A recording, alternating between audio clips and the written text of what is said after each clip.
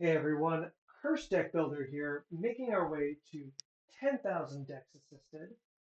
And here we have our second deck today from Kybor, which is Skullbriar the Walking Grave.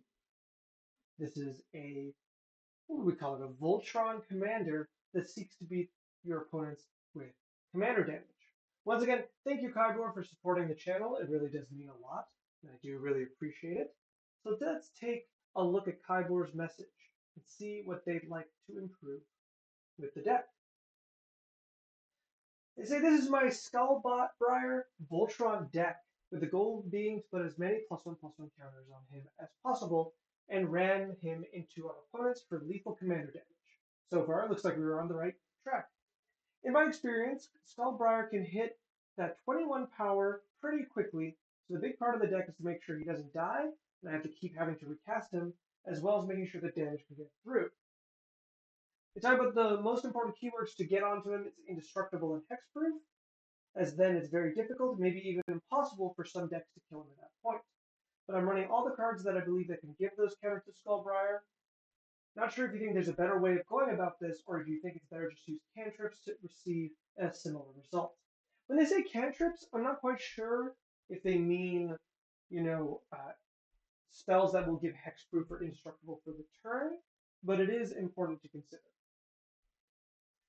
Also, if you have any ideas for alternate win cons with Skullbriar in the event I can't attack with him, or if I want to take out more than one player on a turn, as always, any help is appreciated. Well, thank you for your message, Kybor. And before we get any further in the deck, as always, the deck list will be in the video description below. I highly recommend, my goodness, my words today. I highly recommend you take a look at this deck prior to me going through the whole thing. Skullbriar is a really fun commander and a very fun build around. And so it can be kind of tricky because it's a deck of one creature most of the time, so it can be kind of tricky to build it. So this is a really good deck, the one we're looking at right now, as an example of how to build Skullbriar. So if you're interested, I would very much so recommend starting there. After which, as always, if you'd also like to submit your deck, there is a link in the video description below. And if you, like Kybor, want to skip the line and make sure that your deck is the next one I look at, there is a link for that too. So who is Skullbriar and why are we building a deck around him? Well, Skullbriar is a black and a green 1/1 legendary zombie elemental. He's got haste, and he says whenever he deals damage to an opponent, we put a +1/+1 counter on it. But the real reason we're using him is it says counters remain on Skullbriar as long as it moves into any zone that's not the player's hand or library. What does this mean? Well, with commander rules that have been updated a little while ago, it means no matter what happens, Skullbriar will always keep its counters. Because even if it were to move to your hand or your library, you can say no and just move it to the command zone instead. So that's the main perk of Skullbriar, is that he grows in a game and he never stops growing. This is one of those commanders that was put into Commander very, very early, I believe. I think in the first Commander product, but I could be wrong. And I really, really like Skullbriar. There's a reason that even with reprints, it still has a $5 price tag because I think there's a lot of affection for this card. There's a lot of affection for this kind of archetype, Voltron. And Skullbriar does something that a lot of Voltron commanders don't do, and it represents resilience. This is what makes this commander fun, and if you've noticed at all, I do really like black-green commanders. I think black-green is probably the most powerful color pairing outside of CEDH, and with that in mind, I often find myself gravitating towards them, and Skullbriar is absolutely no exception. However, Skullbriar also represents something the colors don't usually get, which is a very aggro commander. So there's a lot to say about Skullbriar, so we're going to go piece by piece. We're going to look at the commander, we're going to look at the deck, and then we're going to look at some of the questions that Kybor has sent us. So let's take a look at the mana curve before we go any further. Now the mana curve is rather low. This makes a lot of sense. We're a very aggressive deck. Our entire purpose is to get our commander out on turn 2, and from that point on, it's aggro time. We are just trying to take out our opponents with commander damage as fast as possible, and almost 100% of our deck is support for Skullbriar. We can see here we have a pretty extensive 2-mana slot. We can also notice that Godzilla Primeval Champion has been adjusted to 2 mana because we're only going to cycle it ever. And here I do agree with that choice, so I don't mind the mana shift here. But you might be thinking, hold on, Hurst, you're almost always saying that we shouldn't be playing mana, like have a high mana value in cards. Sorry, let me rephrase that. A lot of cards with the same mana value as a commander. Here we have a lot, right? In fact, it's the largest section of the deck. Well, with Skullbriar, it's actually not even a little bit of a problem because you're never going to not cast Skullbriar on turn 2. So, with that in mind, we're just going to ignore the fact that all of these cards exist because Skullbriar is always our second play of the game. Then, after Skullbriar goes to the graveyard or the command zone, should we try to cast them from the command zone again? They're no longer 2 mana. That's no longer a problem, but they're still going to be priority. So the fact that all of this is a 2 mana is not a problem at all. And I don't want to go too far throughout the entire setup because I already like it. I think the setup is very, very good. We have very few creatures, but enough that have abilities that are worth using and work really well with each other. So already I like our creature setup. We have a few creatures like Scavenge, Brawler, Filth, and I think we're missing Brawn, which I am going to suggest as well. Brawn is here also to give trample as long as you have a forest, much like Filth gives swamp walk as long as you have a swamp. And I'm going to say that Brawn is probably better than Filth, as trample is better than swamp walk in this deck. But that being said, I do get it because you do have a lot of trample enablers here. However, still, when you have a card like Buried Alive, which works really well with Scavenge Brawler, really well with Filth, and really well with Brawn, you might as well have all three. Because then if you have all three, Buried Alive becomes an incredibly powerful card, and otherwise is pretty good even if you draw one into your hand. Especially with Scavenge Brawler, I think that's such a funny combination. Absolutely a big fan. Afterwards, looking at our sorceries, a lot of these make a lot of sense. Rishkar's expertise feels a little strange just because we're only kind of using the first half, and I feel like there's other abilities that involve like drawing a card equal to a creature's power that are a bit lower mana cost than 6, but I'm going to leave it because I honestly don't know what the other ones are, and I think these are fine. We have a really nice collection of instants with Feigned Death effects. You know how I love those, so already very much so a big fan of that collection. We have a bunch of Assassin's Trophies, removals, and more hexproof. All in all, just really, really good. You're playing Nature's Claim. I already like that even more. Collectively, we've got a really good setup here. Our artifacts are fine too. I like them very much. Like, all in all, I'm just going to basically say I like this deck already. I don't have a lot of like direct points to attack the deck on, and I do have additions here and there, but I think the deck already is in a really good place. I do have a lot of cards I like to talk about, but they're not like must-haves, I don't think. We'll have to go through them as we pull them out, but more like alternative directions to go into. I will say for something I didn't say, but I think is worth saying, we are kind of low on card draw, and I think one of the ones that we should be looking for is Enchanted Creature Draw for 1 green. Mana value. Audacity? No. What is... There is a Keen Sense. There it is. I was going to say there is a color shifted curiosity here. So Keen Sense could definitely be in here, as it'll draw you a card every time your commander hits, which is kind of nice. But otherwise, playing the whole like Night's Whisper package, Sign in Blood, all of those, I think you'd be pretty. If you put Night's Whisper, Read the Bones, I think that would be more than enough because we are just a little low on card draw. I think the deck would be pretty happy spending a little extra mana here or there on the card draw. All right. So without going much further, let's look at some of the cards that I am suggesting. Well, actually, before we go to those cards, I want to address one of your questions because it's the one that's the hardest to address, and I'd like to get it out of the way too. We are playing Skullbriar. How do we win the game without Skullbriar? Well, I'm going to give you two options. I'm going to give you the fun one that's easy and the hard one that's not. The fun one that's easy is we say, well, I guess we don't. This is very similar to if you watched my video about Ashnod, the monoblind Ashnod list, which I will say I have just built in paper a few days ago. I'm very, very excited to give her a go because very kind of a similar setup to Skullbriar in some ways, where you have an attacking commander to attack throughout the game. But the kind of idea was that you can't really have a really good backup in a deck like this.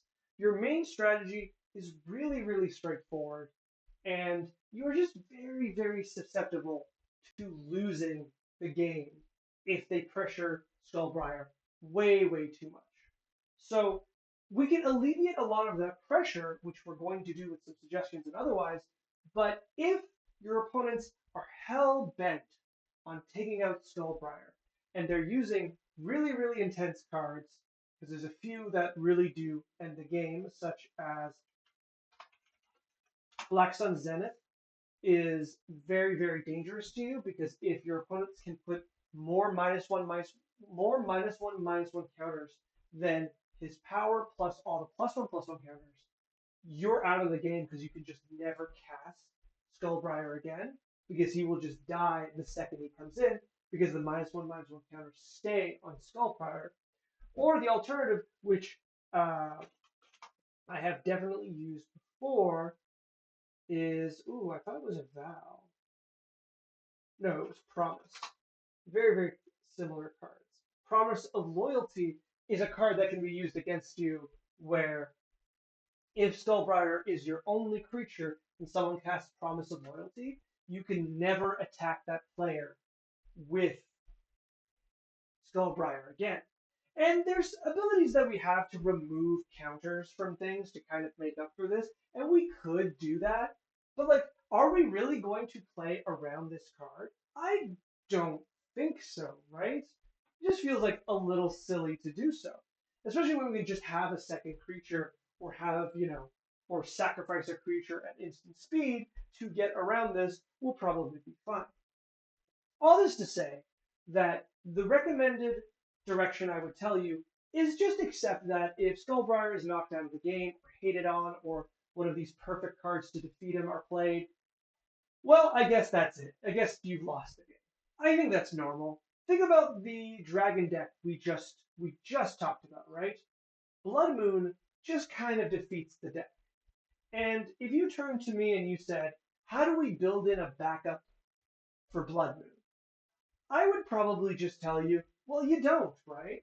At a certain point, if no one has removal for Blood Moon, or nobody wants to remove Blood Moon, and you don't have the mana dorks or the basics to get the colors you need, yeah, you just lose the game. And I think that's okay. All decks have weaknesses, and more polarized decks have bigger weaknesses. Just like a deck that tries to run all 5 colors is going to have problems with things that attack your colors, like Blood Moon. A deck that relies on having one creature is going to be weak to targeted hate against that one creature. I think you just kind of have to let it go. Now, if you said, Curse, I really, really want an alternative plan. How do I do this? Okay, there is an option. In a deck like Skullbriar, the alternative plan is to build it into a +1/+1 counter deck, but kind of like halfway there. So we think of cards like Rayhan that are really, really good with Skullbriar, but only really, really good with other creatures. Let me explain this. Like, what I mean is a lot of the support cards in Skullbriar are for Skullbriar, Greyhound is a support card for Skullbriar for your other creatures. So what Greyhound says is whenever a creature dies or is put into the command zone, you count the number of counters on it and you put that many onto anything else. This is really, really good because +1/+1 counters get put onto Skullbriar as creatures die and Skullbriar grows. But this is also really good because as Skullbriar dies, the very large amount of counters that you get to keep go onto another creature as well. So you're increasing your board presence and adding all of these other creatures, and you're growing your board while Skullbriar is still like a very big threat in of itself. So what you do is you just add 10 to 12 more creatures. All of them care about +1/+1 counters. There is a number of them. If you look at any black-green +1/+1 counter deck, you will find quite a few there. And what it does is it slows down the deck, but it gives you a different kind of resiliency. So that if Skullbriar is knocked out of the game, you still have options and you can still defeat your opponents. That being said, do I wholly recommend this? I don't really. I think it's a very complicated deck to build, and though I would really find it interesting to look at that deck and break it down, I'm not sure if that's the deck you want to build here. For now, I'm going to say your easier solution is just to increase Skullbriar's general resistance and move on. If your opponents hate you out of the game, unfortunately, that's going to be the case. All right, so what other resilience can we add into the deck? So let's take a look at the first few cards I want to add. Unearth is a 1-mana black card that always pulls back Skullbriar. Reanimate is a 1-mana black card that always reanimates Skullbriar. Death is a 2-mana black. I think you're catching on a little bit of where I'm going with this. The last one I'm going to add after Death. Death is, as always, I do say this every now and then, Life and Death is very, very good in black and green because Death is a 2-mana reanimate. And reanimate is already a really, really good spell to the fact that if you add 1 mana to it, you're not going to be too sad. It is still very, very strong. Where it's 2 mana, 2 life, get Skullbriar back. And the last one in this group would be Call of the Death Dweller, which can reanimate Skullbriar and give it a menace and a death touch counter, giving it permanent menace and permanent death touch. So let's cover the idea first, and then we'll go to Call of Death Dweller last because they are all, that one's probably the most different. But all of these three, and all of them in general, are very low mana reanimation spells for Skullbriar. Skullbriar is going to die. And if your opponents have their way, he's going to die a lot. And so what we're going to do is, outside of having our rebirth effects, our feigned death effects, we're still going to have a few reanimation spells. The idea here is that the only time we should be casting Skullbriar from the command zone is if he is exiled or if he is bounced to hand or shuffled into our graveyard. Otherwise, we leave him in. I guess we could also do it if we just know we don't have anything to reanimate with. But I think with enough cards, enough reanimation cards, we're probably going to be okay letting him go to the graveyard. As long as we have one in hand or we have a high enough amount of them that we can kind of feel like we're going to draw into one, I think Skullbriar is a lot happier just to go into the graveyard. That way, we can take advantage of these cards and keep his cost low. The two ways your opponents, stop you with Skullbriar generally is by, removing him from play repeatedly. And this does two things. I guess the one way with two things. The one thing it does is it does prevent attacks. You attack with Skullbriar and they Swords to Plowshares, you don't get the damage that would have gone in, and you don't get the trigger you would have gotten by hitting the opponent. That kind of sucks. But the main way that stops you, which is the second way, is that it increases the mana cost of Skullbriar every single time until it becomes just untenable to keep casting it. Our cards like Feigned Death and our reanimation cards here are all very, very good at keeping him at low mana cost, because the mana cost will only increase if we cast him from the command zone. So all of these, very, very helpful to get him back out and attacking immediately. Call of the Death Dweller, Menace and Death Touch is a really, really good combination for most creatures, but The menace is particularly good here because Skullbriar's menace is probably a bit undervalued. It forces your opponent into very bad blocks if they choose to block, and for some portions of the game, it just makes Skullbriar unblockable. And I think for that reason, it's absolutely worth looking into a few extra menace counters. Not enough to really make a theme around, but here, Call of the Death Dweller does that job really, really well. All right, next, when it comes to resilience, something that I think is just nice here is Guardian Augmenter. Guardian Augmenter gives hexproof to your commander, it has flash, and it's a 2/2. I think that's fine. The fact that commander creatures you control get +2/+2 isn't too relevant, but it is something. For what it's worth, if it ends up with your commander having exactly one -1/-1 counter, Guardian Augmenter will allow him to come into play, get his attack off, and go back to neutral. I don't think there's a lot of situations where it's going to be exactly one -1/-1 counter, but it's something worth considering, and this does get around it. I think this is a fine card that you could play with little downside. I did forget this. This is right here for Menace. Blood Curdle is something that's interesting to me just by its ability to give Menace. It's a little high in mana, but it does destroy any creature. And that first, obviously the first Menace counter as the others do nothing. But getting a Menace counter onto Skullbriar, I think is very worthwhile. It might be something to think about a little bit. This creature also has 6 feet. I guess it's a nightmare. That does make sense. Then, let me see how to order these next few cards that I'm going to say. Over here, Ram Through is something that's a little interesting. I'm going to say Ram Through, and then I have Rite of Consumption as another one. Ram Through and Rite of Consumption both allow us to deal our commander's damage to our opponents. Ram Through, of course, needs Trample, otherwise it's just an instant speed fight, which is still good enough. But your deck is pretty good at giving Trample, so I don't think it's particularly bad.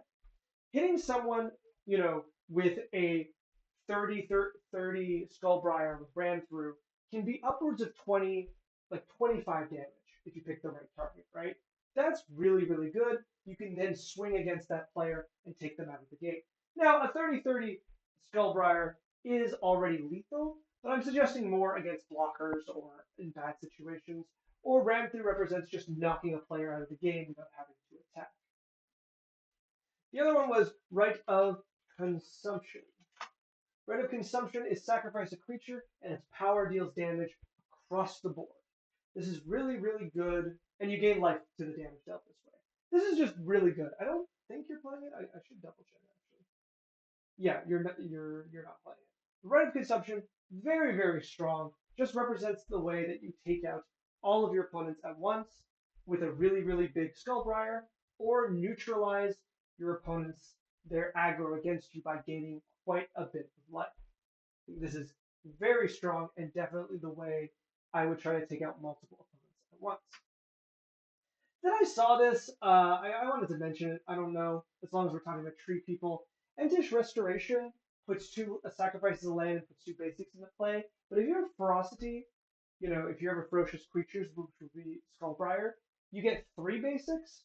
I don't know to what degree I think this matters, but I did want to mention it because it is an interesting card that if you can take a turn off, you do get 3 lands into play for 1 land, so it does ramp you quite a bit.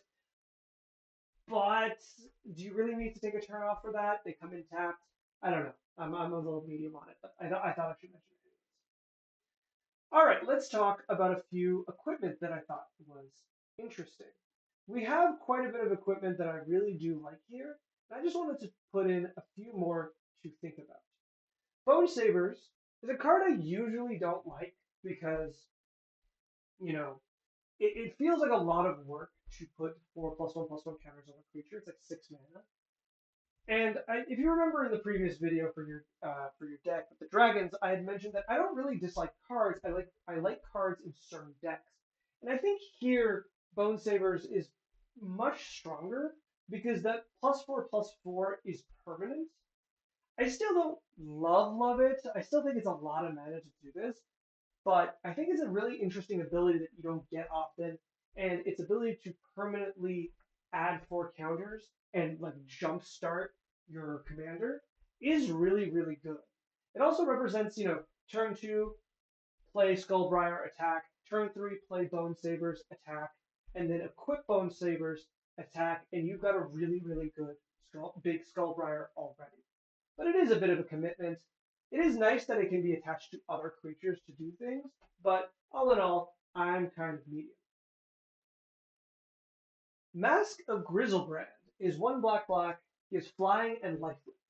I like flying because I think evasion is important, but I also really like lifelink because with lifelink, you can really divert a lot of the pressure that's coming your way. Something that players might do is try to just knock you out of the game because you tend to not have blockers. So they might just go aggressive at you in order to try to race you to the bottom. And generally that's bad for them, but it's fine if 2 or more players are trying to aggro you out. Then you might have to actually play defense. Master of Grizzlebrand's lifelink and any other card with lifelink is really strong at kind of circumnavigating that. Now, the second ability where you pay X life, which is equal to its power, and if you do, and you gain that many cards, is May, which I really like. I do think it's a flavor kind of loss because I do really like when you don't get an option with black cards to take the damage. But here you get the option.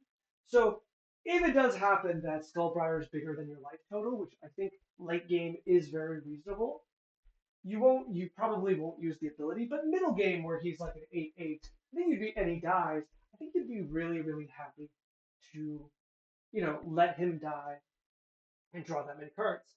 I want to really quickly mention cards like Village Rites. I don't know how many of these copies you really do want to play, but depending on your Feign Death effects, depending on your reanimation effects, the more you play of those, the better Village Rites effects any instant sacrifice ability get, because what you're going to really want to dodge is Swords to Plowshares and Path to Exile.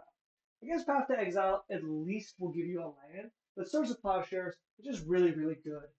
Both of these force the card back into the command zone. Same thing with like bounce effects, like unsummon. And a lot of the times, I think you just rather him either be in the graveyard or have him have a death trigger so that you can feign death.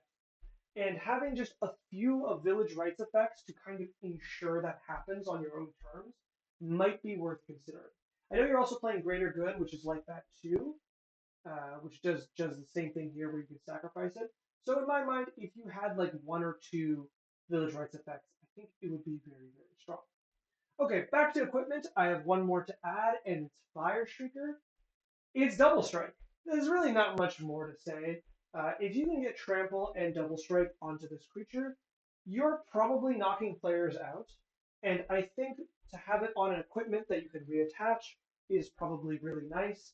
It just like heavily reduces the number of +1/+1 counters you need to be lethal, or heavily reduces, the worry that your opponents have a lot of blockers and can stop you.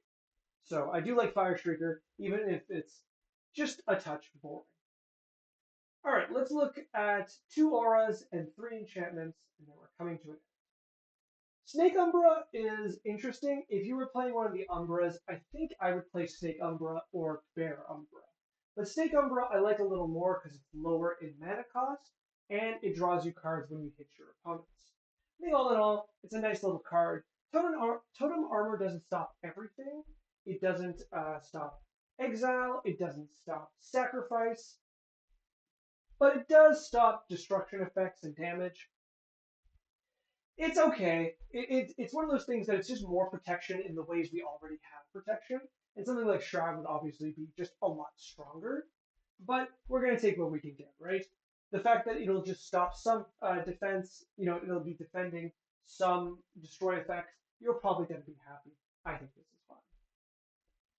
Another enchantment that I was thinking of is Eternal Thirst. Once again, it's really here for the lifelink. Despite the angel's wings, it doesn't give flying. I wish it did. But giving lifelink to negate, the life loss rates or to put you ahead in life total so you can take some time off to set up especially when Skullbriar's off the field and you need a few turns. Being able to have that big, extra life can put you ahead. But also, Eternal Thirst is here that whenever your opponent's creatures die, you just get extra counters, which I think is kind of unnecessary, but I did want to mention it here. I think it is an interesting card, but probably not where your deck wants to be. Just still wanted to mention it. Then looking at a few straightforward enchantments. I have Roaring Earth here. Roaring Earth says whenever a land enters the battlefield, you put a +1/+1 on target creature. What I like about this is that it's just much like there's a bunch of cards you have here that are just another +1/+1 counter, enabler. But what I like about this one is most of those are either equipments or enchantments or separate creatures. I like that this is just a solo enchantment. If we look down here, Predatory Hunger is close, but we don't really have another one at 2 mana that I would like. And Roaring Earth just says as long as you're playing lands, you get to keep putting +1/+1 counters onto your commander. It works well, obviously, with fetch lands, but it also works well with like other effects and ramp and the like. So I do like this, and I don't think you ever channel this, to be honest. It is cute, but I don't think you're gonna channel it. So don't worry too much about that. The next 2 mana enchantment I'm looking at is Call of the Ring. I think this one's really good here because not only do we want to add more abilities to Skullbriar, which Tempted by the Ring does, I also think the fact that it's always going to give us a creature to target with the ring and always going to draw us a card for 2 life is because our deck revolves around this one creature, makes it particularly strong. I think it's good, right? I think the looting ability, which is the second ability on the ring, is going to be the best one. And then the other ones are going to be okay because they're just fine. I don't think there's a lot of situations where you're going to skulk under your opponents with the first one. I don't think there's going to be a lot of situations where you can't destroy a creature or trample over it. Like some indestructible creatures for sure, you'll be able to get through with this third ability, but it's not ideal. And the fourth ability, which does 3 damage across the board every time you hit with it, I think it's going to be negligible, but it's not that bad either. So just a generically good card that you can add to the deck that will keep you drawing cards and keep you being tempted by the ring, and I think you'll be pretty happy there. Our last enchantment that's worth mentioning is Myth Unbound. This is a bit of a weird card, but I do like it. It says your commander costs 1 less to cast for each time it's been cast from the command zone. What this does is it halves your commander tax. And this can be really, really relevant because this is one of the ways you're hated at the game is by exile effect after exile effect after exile effect, or early bounce effects that make you go, you know what, I'm willing to just put it back in the command zone instead of losing all the +1/+1 counters. Myth Unbound reduces the cost of your commander, and then it also gives you a perk that whenever it does go to command zone, you draw a card. It is a really clean card that you can put in and get some benefit there. Finally, we have a land that I was just a little surprised that you're not playing, and it's Rogue's Passage. Just a really nice, clean, unblockable effect that you add to your commander in situations where you don't have Trample, you don't have Menace, your opponent has a lot of blockers, what have you. Rogue's Passage is just there for you to get the hit in. And with that, I think a lot of that's going to be the end of my suggestions for this deck. I don't have very the deck itself is already very very good. I don't have a lot of very clear cut suggestions. Oh, Timer Stand should be in here. If you're wanting to play 1 mana green hexproof and indestructible effects, Timer Stand is the strongest one, so I very much so recommend playing. But beyond that, the deck itself is already just very very good and very straightforwardly good. It does what it wants. There's not a lot of misses. There's a few things here and there that could be seen as weaker, like Gem Razor, not as strong as, for example, I don't know, Slippery Bog Bonder. But what are you gonna do, right? There's only so many cards that do things. Some of them will be weaker, and I think you'll generally be pretty happy as long as you get the ones you want. Yeah, all in all, I think this deck is very, very good. The suggestions I've made here, I hope they help. I hope they give you a few ideas. They're not all, I think, guaranteed suggestions. Some of them are better than others. I do like the Reanimate cycle, and I do like Myth Unbound here. But after that, I'll leave that to you. And let me know if you have another draft of this deck you want me to look at, or if you want to try that hybrid, +1/+1 creature tribal and Skullbriar hybrid deck to find a different way to play this deck. I think it's a really interesting idea. I just think it's going to be a very, very complex idea because next time try to do multiple things at once at the same time, like that deck would be doing, it's just going to be a bit tougher to build. If you'd like to send me the draft of those decks, you can, or any decks, there is a link in the video description below. And if you would like to skip the line with your deck, as Kybor has done today, there's a link down there for that too. As always, if you do the comment, like, subscribe YouTube thing, I'd be very, very grateful. It does help the channel quite a bit, and though we're growing steadily, we can always grow more. And the more people we have here, well, the more decks we get to look at, and the more we can help each other build our decks. Thank you so much for supporting the channel, Kybor. I do really appreciate every time you do. It means a lot. Skullbriar is a fantastic commander. I'm looking at this deck, and I want to put it together and play it a few times because it looks like it's just a lot of fun. Don't be too discouraged if your opponents hate you out of the game and Skullbriar loses. Every deck has a weakness, and Skullbriar's weakness is just easier to figure out than others. It doesn't mean that the deck is bad, or it doesn't mean that it's not worth always playing, but it's just something you should be keeping in mind as you play it to reduce the feel bads and have a good time. All right. I hope my changes were helpful to you, and good luck editing the deck.